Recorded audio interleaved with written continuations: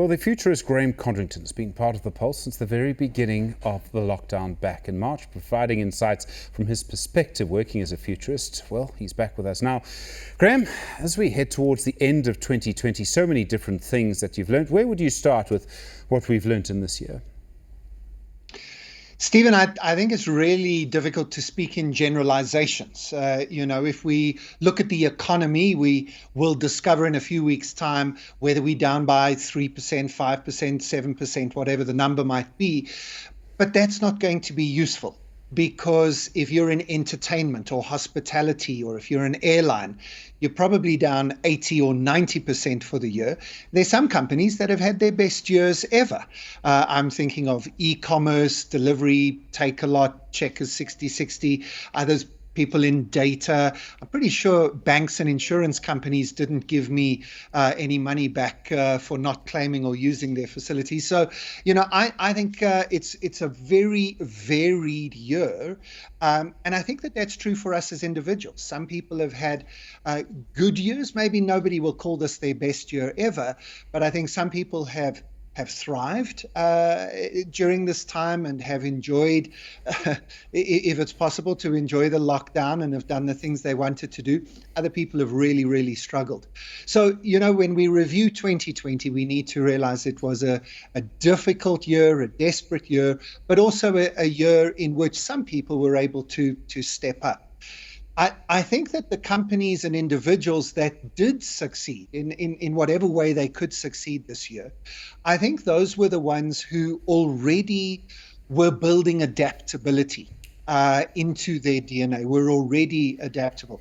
I've got many clients in different sectors, and the ones that have done well are those that had already become more responsive to change, had already distributed decision-making through their business, had much more responsive IT departments, for example.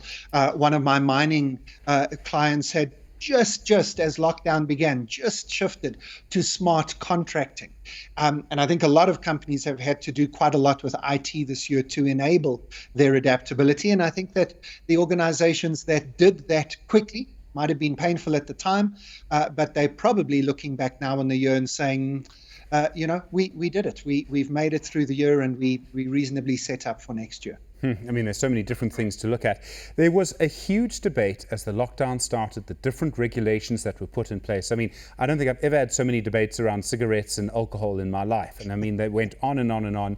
I would also suggest as a starting point for this that this is probably a 10-year discussion. Did government do the right thing? Because some of the outcomes, for example, in education, we'll only know in 10 years' time, what the outcomes were like. This is a long-term game. As you look at it now, as we head towards the end of 2020, did government do the right thing? Again, the government did a lot of things, didn't they? So again, I think we can give some passes and some fails. I think if we're looking at the general strategy, I think the government did the right thing. The government decided to prioritize dealing with the virus and then afterwards to pick up with the economy.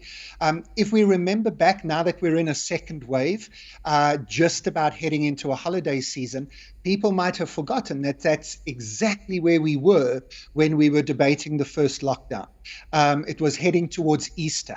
And if you remember that the church pastors were petitioning the government to make exceptions for Easter, and the government stepped in and said, no, nobody goes anywhere. And I'm a little bit nervous that we're pretty much in the same space now, as people are saying, well, please, can I just go down to the coast for my annual holiday? And the government, I don't think, will step in again with full lockdown, but is certainly giving us warning signs to say, take this seriously.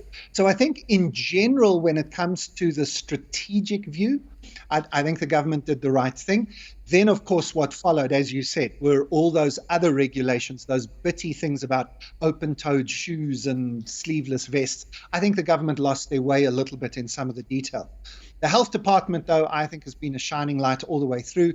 Dr. Mkhize continues to speak sense and make plans ahead of the curve, pun intended, to just make sure that I think we've always been just slightly ahead of the virus. And that gives me hope for next year. I think if we listen to our health department and we all respond appropriately, I think we'll remain just slightly ahead of the second wave and what's to come. So 2020, you're a futurist, so I'm actually allowed to ask you and hold you to it, Graeme. Most people I have to say, well, what's going to happen? I don't have to hold you to it, but I am going to hold to it. You're a professional. What's 2021 going to bring us? And I mean, the first word is, and already the word of 2021 is vaccine. Yes, so Stephen, I think if people do have access to the Newzroom Afrika archives, I stand by what I said in March and April. So I'll take that. Let me throw three scenarios at you. Yes, vaccine, but I don't think in the first quarter for South Africa. The Pfizer vaccine is too expensive and too difficult to get to South Africa. So we need to be waiting for the AstraZeneca one or another one to emerge, and I can't see that happening in the first quarter. Second thing to say is that vaccines don't save lives, vaccinations do. And in addition to getting the vaccine into the country, we've got to get it into people. And I think that there's a big resistance to vaccination. Some of it understandable. Pharmaceutical companies haven't covered themselves in glory in previous decades in Africa. So I understand that, but some of it is just conspiracy theory. And so I think in January, February, we're going to have to do a lot of work to convince people of the safety of the vaccines and encourage them to take it as soon as it's available. And then I suppose the third thing is that because of that, we are going to continue to have to deal with disruption for at least the first 6 to 8 months of next year, if not the whole of next year. And sadly, that is going to affect every single sector again: schools, universities, entertainment, hospitality. This is not a good news story I'm giving you here, unfortunately. The only good news is that we shouldn't be surprised because we know what it feels like. But I think we're in for a good half year of disruption at least.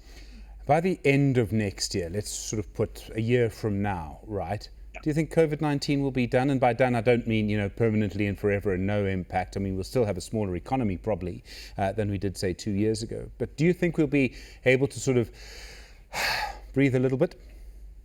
Yes, I think it will be behind us, whether it's a vaccine or herd immunity, or most likely a combination of those. I think it will be behind us. And now, thank you for the question, because you give me an opportunity to end the sort of review and look forward on a high note. I actually think that the economy will recover faster than most people imagine. Internationally, there will be a desire for international travel, and if we're ready for it, next year's Christmas season could be the best tourism season we've ever had, and we need to gear ourselves up for that. I think people will want to go out for entertainment and so on, and if people can survive the first 6 months, I think the second 6 months in that space will be very good.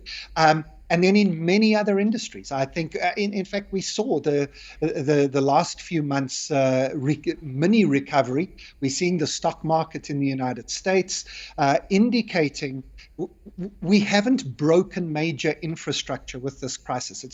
Hasn't been a war that's destroyed infrastructure. So as soon as people are able to get back to normal, I think we will see a reasonably good recovery. I know there's lots of work to do in South Africa. I know there's all sorts of government issues and corruption in both government and private sector that looms in the background. But I remain confident that the second half of next year will probably be better than people think. Graeme Codrington, thank you very much indeed. I suppose to sum up your advice,